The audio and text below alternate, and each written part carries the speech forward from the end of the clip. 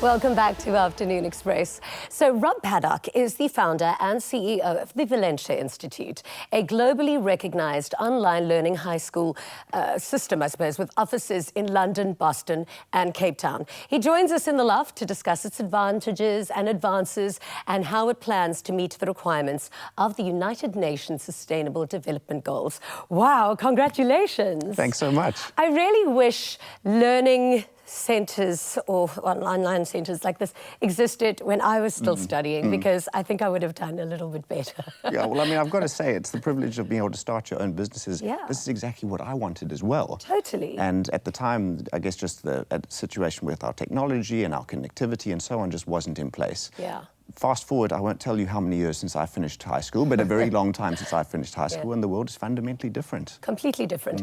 Therefore, the way we learn should be different, and I think the current education system is pretty much the same. I went to an art school for my early, schooling years, and that made so much of who I am, because I didn't have to do regular academic subjects, which wouldn't have suited me. So how is the Valenture Institute different to any kind of other learning institutes? Well, I guess there's a couple of ways that it's fundamentally different. Yeah. The one is that students are studying entirely online, which one might think of an online experience as quite an isolated experience. You're there in a dark room with the computer, interacting with the computer.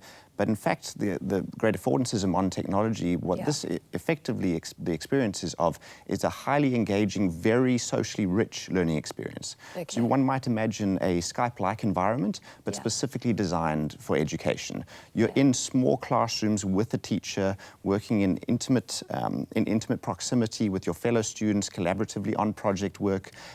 You might have a couple of live sessions a day. And then in addition to that, you're going to be working through some of your work in your own time. And as an example, a lot of the sort of students that have found this very appealing are students like professional athletes or soon-to-be professional athletes who are fundamentally looking for something more flexible.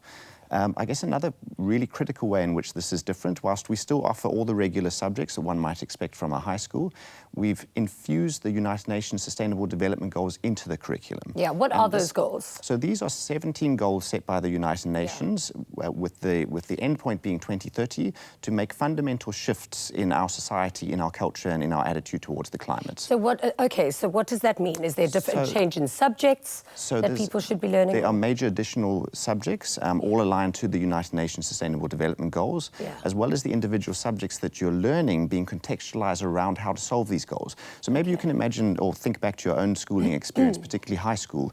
You're often learning about subjects completely devoid from the context in which they might be applied. Yeah. That, I don't know about you, but I found that fundamentally demotivating. Yeah, well, you can't relate it to anything. It's so hard, it's harder to learn. It's easier to learn something when you know how to apply it. Completely. And one of the reasons that we chose this focal point is not only because the world's in quite a precarious position and we need to help to mold the minds of the generation of leaders of tomorrow, but secondly because we did extensive market research and testing globally, thousands of students and parents trying to figure out what is the point of purpose and passion that we can infuse right into the heart of the students' curriculum, into their learning experience, and how can we use that innate passion to ignite their desire to actually learn the skills to overcome the challenges that they care about. And what we found, which was just so encouraging, truly, was that beyond lip service, beyond virtue signaling, the generation of tomorrow, the current generation of teenagers really care about making a difference. Yeah.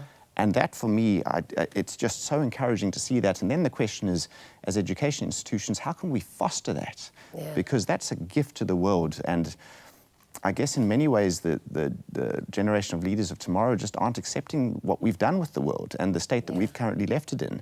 And I think that we should be doing better to enable them to make positive change.